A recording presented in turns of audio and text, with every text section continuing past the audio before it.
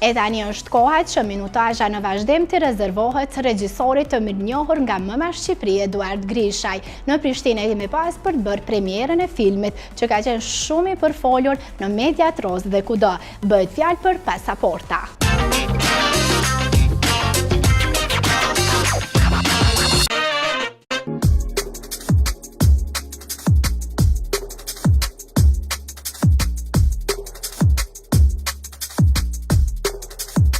E kishim paralajmëruar kohë më parë, e madje ka ndarë me shikuesit edhe momente nga xhirime. Bienvenido a México. Bëhet fjalë për Pasaporta, film ky nga regjisori Eduard Grishaj. Sinqerisht s'di çka kisha bëu pa ty këtë stem. Kam shumë për zemër. Ky projekt filmik premierën e pati edhe në Prishtinë e ne ju sjellim pamjet ekskluzive. Para mikrofonit të Zoom Undaledi, i cili tha për shtypjet e tij. Vjen shumë mirë, sepse unë në Kosovën e kam gjithmonë në projektet e mia. Edhe dy nga protagonistët kryesorë që kam si te filmi që kam pasur i fundit Sofia, po edhe ky film e kam vajzën e kam nga Kosova, fjalën e kam nga Shqipëria dhe kisha kusht që para se ta filloja filmin, unë kam bërë shumë audicione në Shqipëri, edhe në Kosovë. Kur Kosovë erdha zbulova Kaunin, vajzën e Adrian Amatoshit, që nuk e kisha njohur përpara, kisha njohur vetëm Adrianën. Dhe nga Adriana thash po shoh edhe Kaunin se mund t'i ketë ngjajin pak, por jo që vetëm se i ketë ngjajin, por për mendimin tim e vetmes që ja ka lënë dikush Adriana, se ja ka lënë Kauna. Ajo që përmend pak më shumë janë edhe vështirësitë që unë kisha për shkuar në Meksik, sepse Kauna ishte pasaport shqiptar me pasaport të Kosovës dhe gjatë procesit fillit marrë vesh që Meksika nuk e njihte fare Kosovën si shtet dhe kam hyrë gati ilegalisht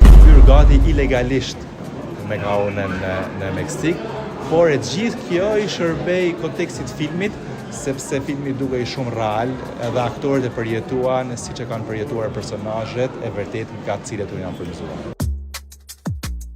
Më tutje Grishaj renditi arsyet sepse shikuesit nuk duhet ta humbasin Pasaporta, që sipas tij ka një tematik të shkëlqyer e mbi të gjitha i bazuar në ngjarje të vërtetë. Ky film, kur shkojnë njerëzit ta shikojnë shqiptarët e Shqipërisë dhe Kosovës, kanë për ta gjetë veten aty mbrenda, se nuk ka shqiptar që nuk ka një lidhje me emigracionin, por jo vetëm kaq, ky film tregon një romancë të jashtëzakonshme dashurie mes dy njerëzve që nisen për të larguar nga Shqipëria, pa njohur njëri tjetrin përpara, por gjatë udhimit këta mirë që njohin njëri tjetrin, por vjen në dashuri dhe atëherë kur ne mendojmë se kemi kuptuar filmin ndryshojnë as shumë gjëra nga fundi.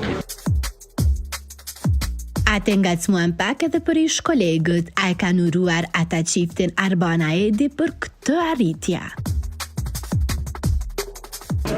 Ajo që të them unë që gjithë njerëzit që kam punuar më parë te këta, me ta e kam bashkëpunuar prej gjithë viteve, unë i kam ftuar.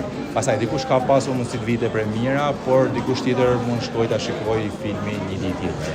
A ju kanë bërë takt paktën? Jo, do më bëjnë sepse filmi sa ka 2-3 ditë që ka dalë. Unë i kam ftuar gjithë, nuk kam lënë njeri pa ftuar, me njerë që kam bashkëpunuar dhe që... Ju hatërmbetje, do të thotë. Jena një vend shumë i vogël, ne nuk jemi si Amerika, ne kur shkoj me ble bukën, takohemi me 10 veta, kështu që nuk duhet të kemi një hatërmbetje gjërat e tjera, ne duhet të të bashkëpunojmë, ne duhet të ndihmojmë njëri tjetrin për të ecur përpara. S'di çka kisha bëu pa ty këtë stem. Kam shumë për Ky film flet për Edonin dhe Vlerën, që janë dy të rinjë që duan të largohen nga Shqipëria në mënyrë ilegale. Ata lidhen me një grup mafios, të cilët do t'i çojnë drejt Kanadas me pasaporta falso. Edoni dhe Vlera duhet të bëjnë sikur janë një çift. Rruga është plot me peripeci dhe sfida. Ata dashurohen me njëri tjetrin pa marrë parasysh rrezikun që u kanosët. vajzën që nis bashkë. E sigurisht në këtë premierë nuk mungon Edoni famshëm, emri vërteti të cilit është Indri Shiroka, apo i kënaqet syrja e tij me produktin final. Më kënaqet shumë kur mendoj sa vështirë ka qenë sa rand ka qenë puna, domethënë sepse kena punu shumë rand, shumë fort. Nuk jam të anku për punën tonë si aktor, se puna jonë si aktor nuk duhet për të anku. sepse është punë tepër e bukur, por jena loll shumë, jam loll shumë sepse siç thash par kush e don këtë punë lollet. Edhe pra kur e shef të realizuar, thuja ka vlejt. Indri pranon se gjatë xhirimeve pati edhe ca vështirësi që sigurisht u sfidua pak edhe me gjuhën shqipe, duke e ditur që prej kohësh jeton në Itali. Ka onen kuptimi, në çfarë sensi? Në sensin që unë këtë përsis kam ik i vogël, unë edhe Shqipen, okej, nuk e flas keq, por jam rrit në Itali, pra kena pas në fillim pak probleme gjatë provave, jo gjatë xhirimeve, për më kuptu. Unë për me kuptu ka unë, jo ka unë me kuptu mu, se kina slang, është thjesht punë slang të ndryshëm, por vështirësia më madhe ka qenë vështirësia ambientale gjatë gjithë xhirimeve, sepse ka qenë aventurë siç e dini, kena xhiru pak në Itali, pak në Meksik, andaj në për aviona, në për këto. Ajo pjesë ka qenë shumë stresueshme. Ai më tutje thot se Prishtina priti shumë ngrohtë e bile zbulon se është hera e parë për të që vjen në krye qytetin e Kosovës. Atmosfera e mrekullueshme. Unë kujtoj në fjalë të një mikut tem, sepse i thash do ikin në Kosovë për herë të parë, se unë s'kam qenë kur Kosovë. Edhe gjaja e parë që më tha, Nigella, di si është puna e Kosovës, tha, okej, është qytet i bukur, është qytet shumë nice, por nuk është ajo, por është vibes, është good vibes. Okej, edhe unë në fakt e konfirmoj, më thanë, është good vibes. Indri dhe Edoni, çka kanë të përbashkët? Edoni dhe Indri kanë shumë gjana të përbashkëta,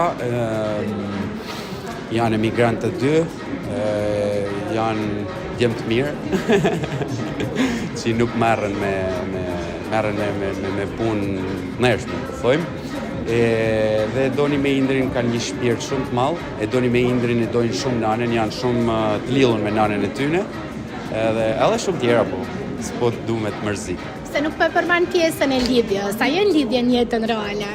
A jam i lidhur në jetën reale? Kjo është pyetje që unë nuk mund të përgjigjem, sepse i kam thënë vetit jeta private, duhet me të jetë private. Paktën a je i lumtur? Jam i lumtur, po, jam i lumtur, se kam një djalë, këtë mund ta them. Kam një djalë të vogël edhe pra baba më i lumtur në botë.